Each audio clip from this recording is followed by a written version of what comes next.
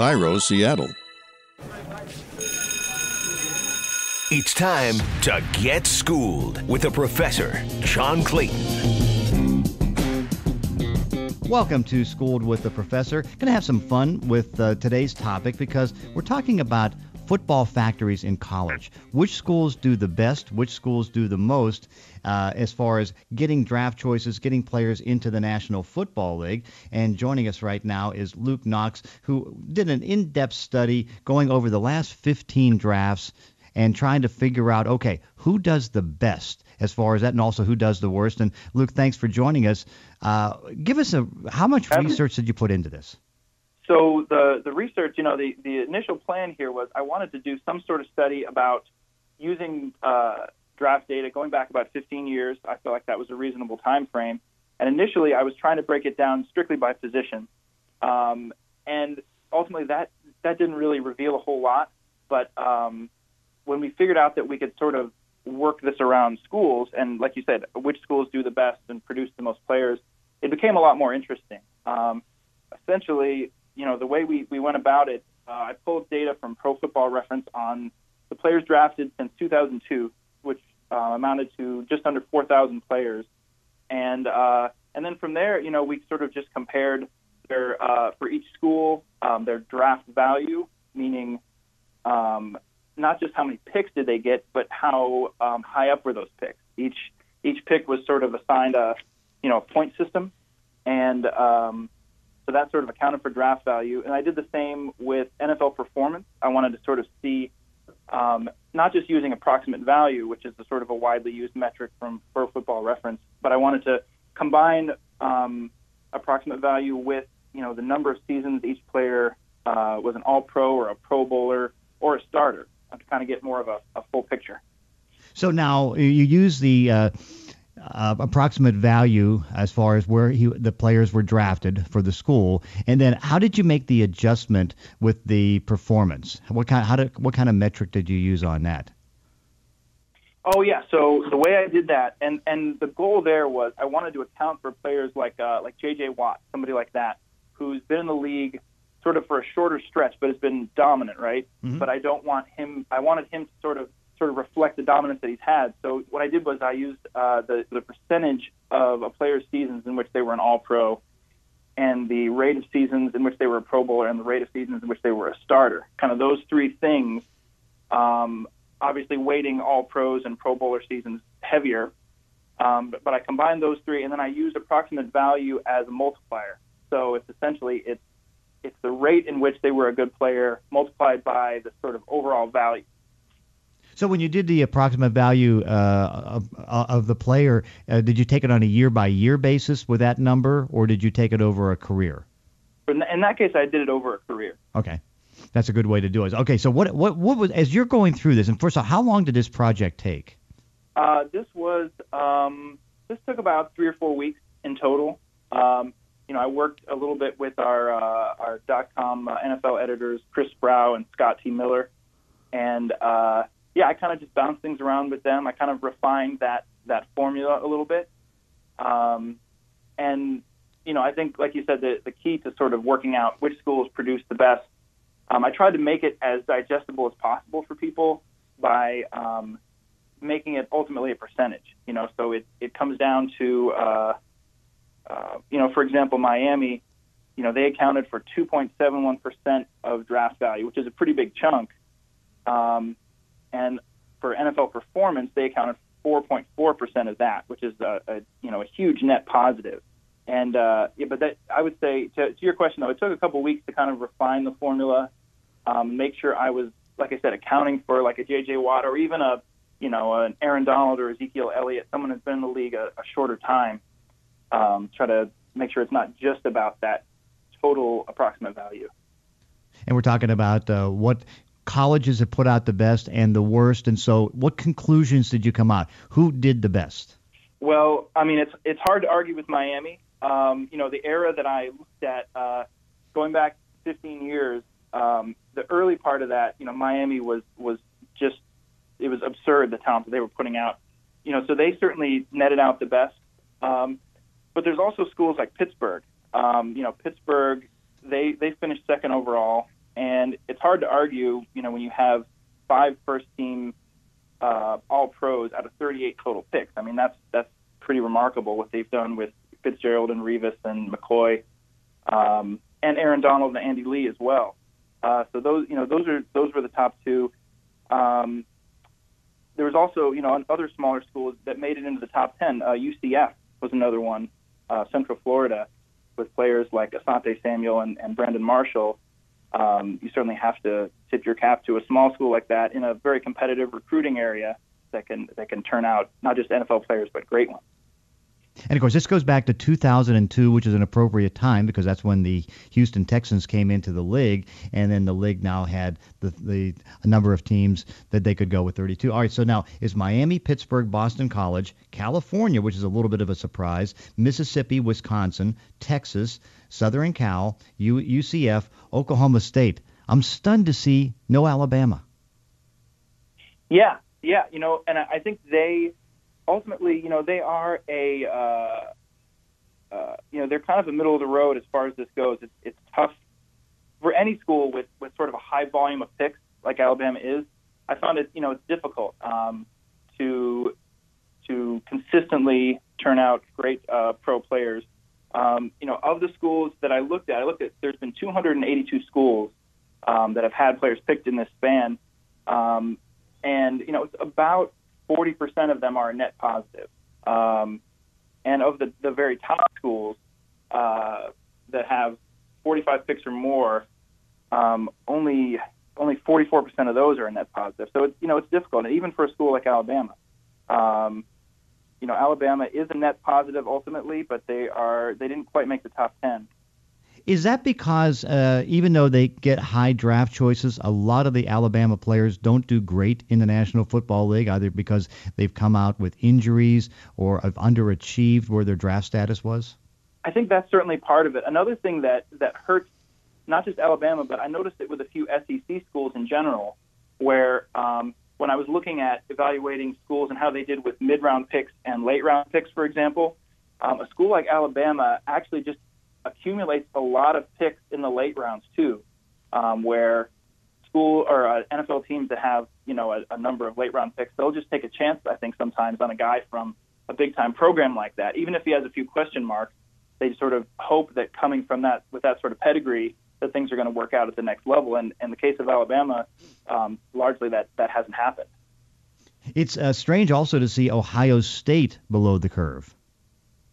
Oh yeah, and Ohio State, I tell you, that's a school that in the span, in terms of sheer number of picks, no school had more players chosen than Ohio State. They had 96 players drafted, and of course that's going to make it harder.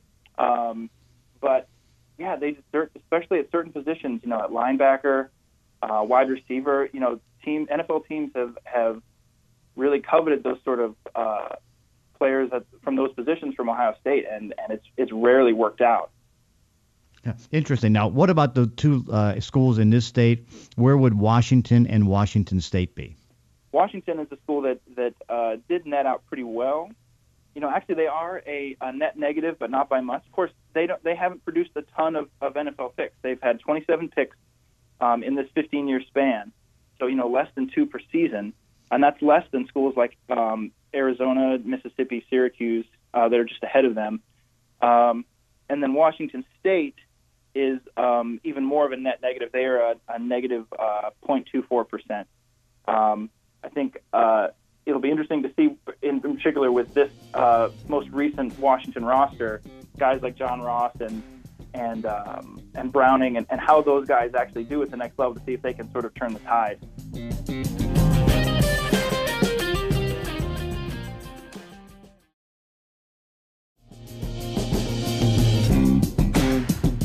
What I also find interesting is now you also have the bottom 10, and Notre Dame is second from the bottom. Even though they've had 66 picks since 2002, they're sitting there with as bad of a net negative. I mean, just a little bit above Connecticut. Yeah, and I think this is also where when I use the system of weighting picks and sort of putting emphasis on first round, second round picks, there's a lot more value placed on those, and when those picks don't pan out, that can hurt you. Notre Dame, I think they've certainly struggled to produce, a lot of great sort of skill position players in the NFL that would do well sort of in the rating system that I had. Yeah, I mean, like the best players that sort of rated out individually from Notre Dame are guys like Justin Tuck and Jeff Fain. They haven't had an elite quarterback drafted in this time. They haven't really had an elite wide receiver or running back, maybe with the exception of Golden Tate. So I think that's really what's hurt them here. And of course, 6 from the bottom, another surprise, UCLA. Yeah. UCLA, certainly that's in a state where, Cal and USC have both had a lot more success at producing pro prospects. Yeah, with UCLA, it'll be interesting to see. I think certainly they've had players drafted high, quarterbacks drafted high, but they haven't had a lot that have netted out very well. I mean, other than Maurice Jones-Drew, they have not had a first-team All-Pro player drafted in the span that I looked at.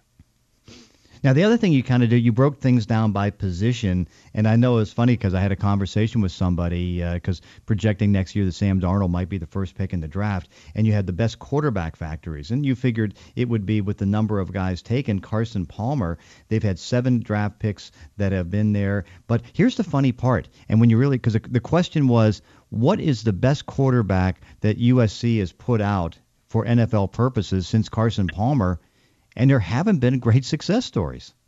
No, and Carson Palmer obviously has sort of delivered on the promise that he showed as a Heisman winner, but it's been difficult. It's been difficult for guys like Matt Leinart and Barkley to sort of live up to that. Obviously, Matt Leinart is another guy where when you're drafted in the top 10 overall, like he was, that and to have that sort of mixed success. And ultimately not really pan out as a long-term starter.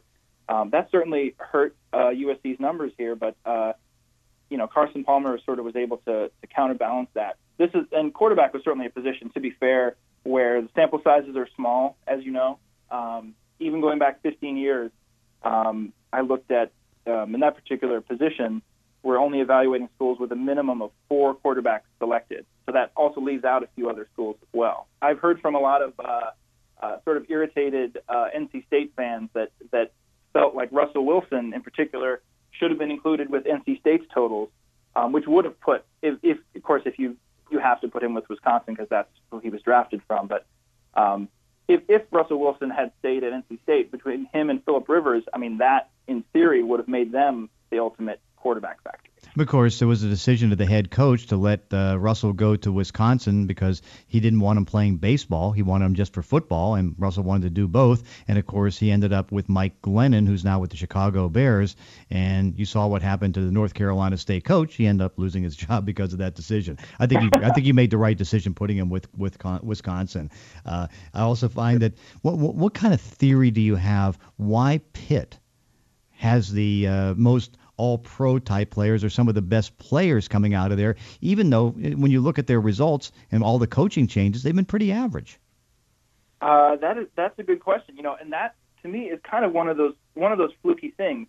I mean, Darrelle Revis certainly is from Aliquippa, Pennsylvania. It's from the area. There's guys like that, but they also went out and got a guy like Larry Fitzgerald, who was from Minnesota, and convinced him to play at Pitt.